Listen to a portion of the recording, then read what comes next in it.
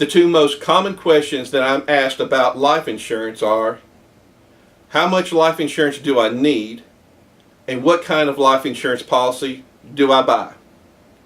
I'll start off by saying every scenario is different. Your needs will differ from the client I talked to yesterday. Your needs will differ from your needs from 10 years ago.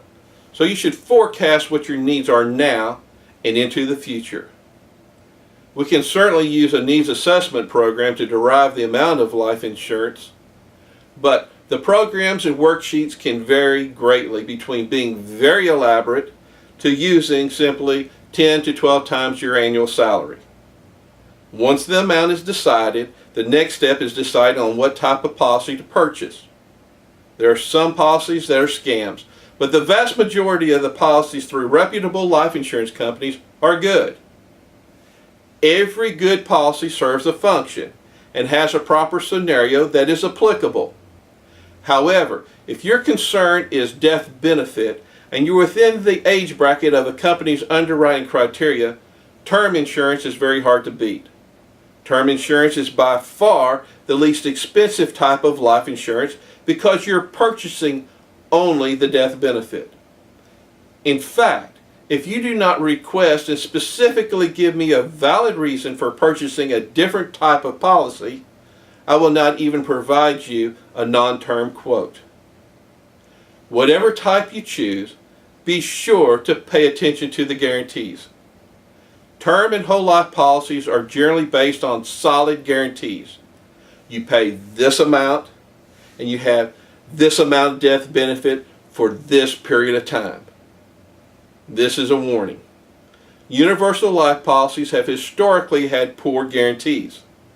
The universal life policies have had a fluctuating interest yield and cost of life insurance. Many of these policies evolve to their minimum guaranteed interest yield and their maximum cost of the life insurance.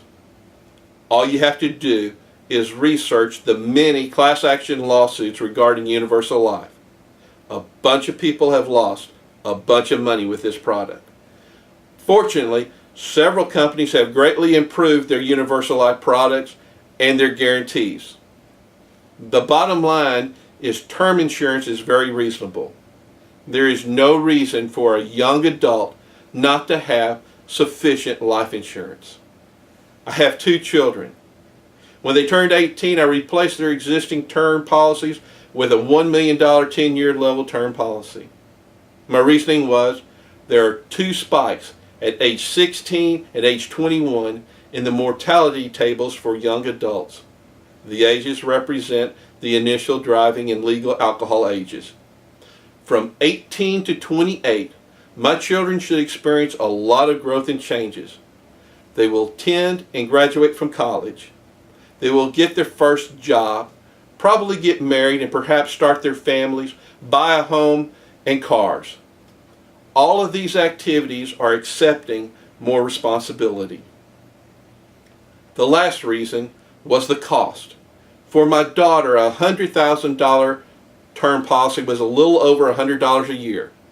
Her $1 million 10-year level term policy is $205 annually.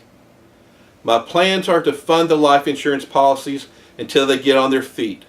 If they want the policies, I simply do a change of ownership form. Think about it.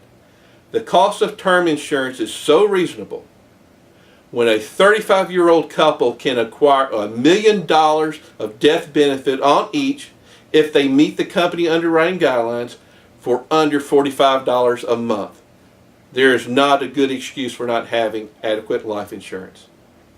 Take this into consideration. We tracked the local obituary column for 1 month.